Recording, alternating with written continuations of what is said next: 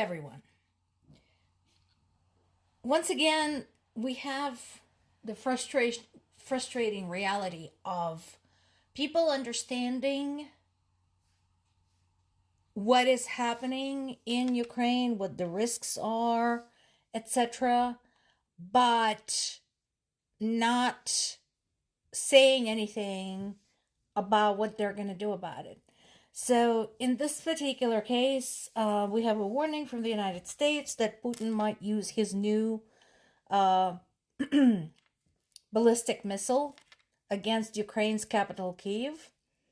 And my question is, and? What we do know is how this new ballistic missile works. It is harder to intercept because it is carrying 6 warheads, right? So instead of one object to intercept, you're dealing with 6, unless you can get it before it splits off. So there is that consideration. What we don't know is what those warheads might be carrying.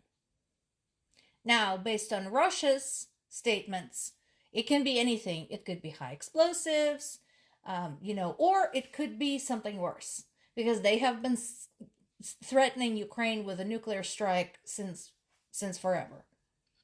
So the warning from the US that yes, it might happen is only so helpful because, we know Ukraine has been shelled with every imaginable projectile for how long now on a daily basis.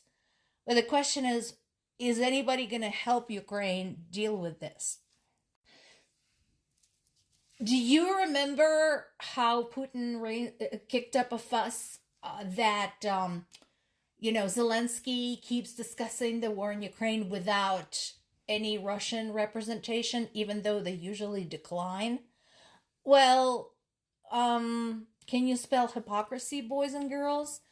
This is not the first time Putin had discussed the war in Ukraine without any Ukrainian participation with his allies, such as Hungary's Orban. And there's no doubt in my mind when it comes to any kind of diplomacy, Orban is only worried about his own skin. He doesn't care about Ukraine. He's going to be biased toward Russia because that's what he does. Because that is his BFF right there. That is his mind buddy. And again, the concern remains that here we have this nation, and Hungary is not the only nation like that is part of the European Union, that is part of NATO, and that is undermining what those alliances stand for. So the question becomes, knowing that NATO, European countries, do you seriously need to come up with a protocol for kicking somebody out? Because again, what reason does Orban have to stop doing what he's doing, to stop undermining European policy and NATO policy in favor of Russia? What reason does he have to stop if there are no consequences? And it shouldn't be just like slap on the wrist. The consequences should be tangible to him.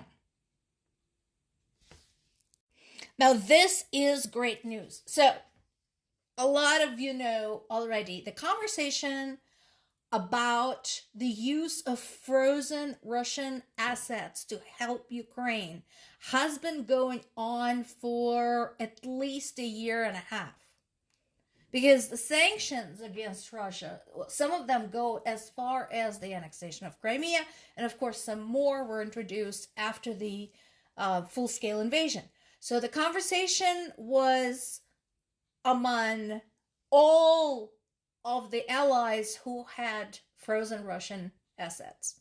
So that includes US, that includes EU members. Great. For some reason, there was a delay in implementing this strategy, and I honestly don't know why. First of all, using Russia's own assets against Russia is like a really big kick in the pants, and it is a tangible consequence to some of Russia's or oligarchs who support Putin. So that's a plus. Two, it's not the nation's own assets. It's the assets of the terrorist state who started a war. So people don't have a reason to complain, oh, you're wasting our taxpayer money on some country we've never even heard about.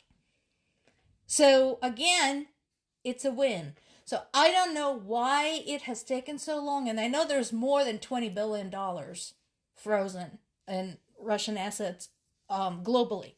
So there should be enough for Ukraine to wage war for like another 3 years or whatever. So this should not be complicated. This is, I think, a really good solution for all involved, including Ukraine's allies. I'm glad, Biden is getting a move on this. So it would be nice to see more of the same. And again, considering how much money some of the wealthiest Russians had stashed away in foreign banks, I think there is plenty there to support Ukraine and to avoid the drain on the resources of Ukraine's allies.